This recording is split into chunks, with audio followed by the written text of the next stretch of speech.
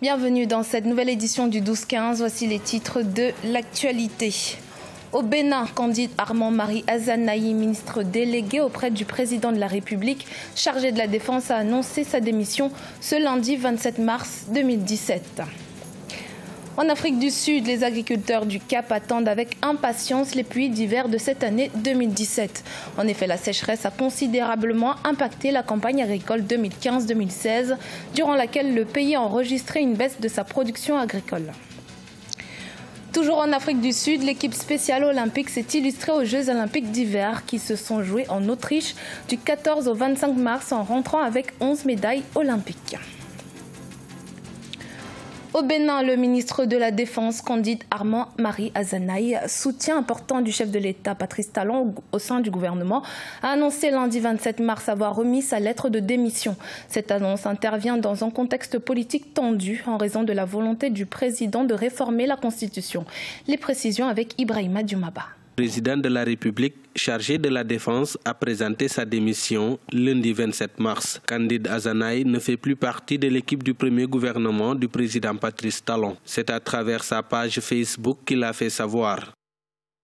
Ce qu'on peut voir tout de suite, c'est que le gouvernement essuie beaucoup de déculottés ces temps-ci devant la Cour constitutionnelle de par ses actes. Alors quand quelqu'un comme ça, le gouvernement, il se dit, c'est que la politique parlementaire rompue et le gouvernement auquel j'appartiens essuie des échecs du genre et à quoi je sers là. Et puis il y a les casses par à Cotonou. Alors lui, les députés, hommes politiques élus à Cotonou, alors ses électeurs lui demanderont des comptes. Je crois que devant tout ça, il dit ça ne va pas, je ne pourrai pas assumer, je m'en vais. Pour l'heure, le ministre démissionnaire n'a pas fait savoir les raisons qui motivent sa décision. Dans le camp du pouvoir comme dans l'opposition, beaucoup se disent surpris. Et donc, à l'intérieur du parti, je pense que le parti lui a mis la pression pour dire ça suffit, maintenant, sort de là. Au niveau du gouvernement, on ne connaît pas encore les réactions parce que démissionner par ici, c'est pas court, on ne sait pas le faire par ici. Ce qui est à redouter, c'est que ça porte un coup vraiment au moral de l'équipe aux commandes, même si on va essayer de le cacher, c'est pas bon. Cette démission intervient dans un contexte marqué par des tensions politiques autour du projet de révision de la Constitution. Vendredi 24 mars 2017, l'examen du projet de révision de la Constitution en procédure d'urgence a été rejeté par les députés. Depuis ce lundi 27 mars, les enseignants camerounais ont débuté une grève illimitée. Ils étaient réunis en sit-in devant le ministère des Finances à Yaoundé, la capitale camerounaise, pour réclamer des arriérés de salaire et de rappels qui leur seraient dus par le gouvernement camerounais. Certains iraient même jusqu'à 60 mois d'arriérés. Une grève soigneusement préparée par les enseignants camerounais, puisqu'ils avaient fait parvenir un préavis de grève à leur ministère de tutelle, celui de l'enseignement secondaire.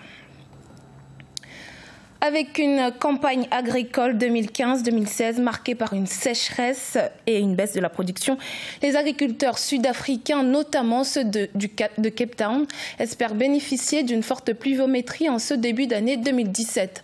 Parallèlement, le gouvernement prévoit des mécanismes pour relancer le secteur et combler le déficit. Moukalsumba. Le secteur agricole sud-africain est de moins en moins dynamique. La filière a souffert du phénomène El Niño et des conséquences de la sécheresse durant la campagne agricole 2015-2016. Le maïs, qui représente la principale culture vivrière de l'Afrique du Sud, a enregistré une baisse de 22% de sa production en 2016. Dans la ville du Cap, où le climat est à caractère méditerranéen, les agriculteurs s'attendent pour la campagne agricole 2017 à une meilleure saison hivernale. Notre activité est au ralenti. Nous subissons les coups durs de la sécheresse. Nous avons du mal à acheter des intrants car nos productions ont baissé considérablement. Beaucoup de nos bêtes sont mortes.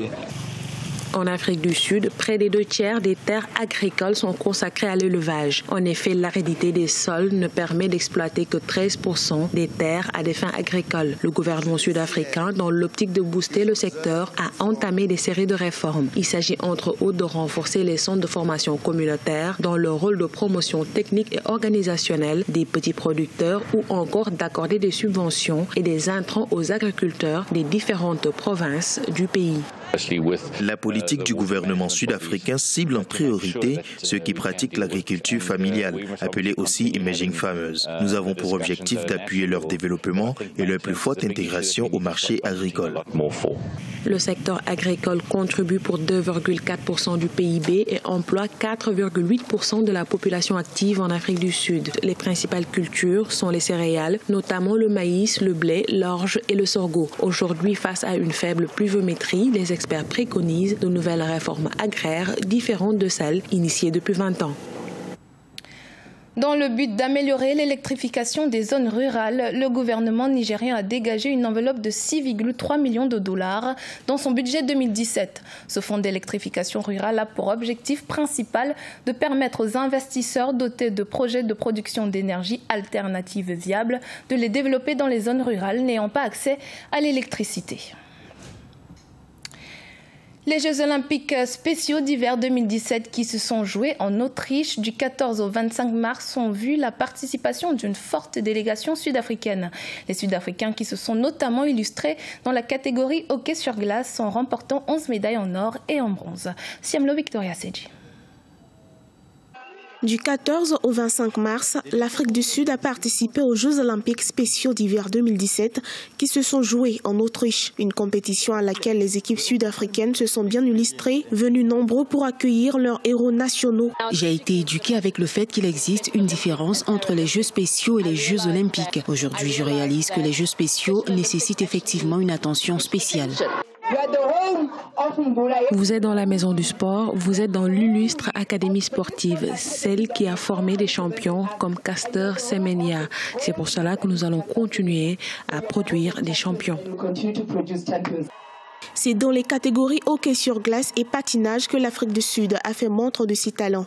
Plusieurs victoires arrachées par des hockeyeurs, offrant ainsi à la nation arc-en-ciel 11 médailles.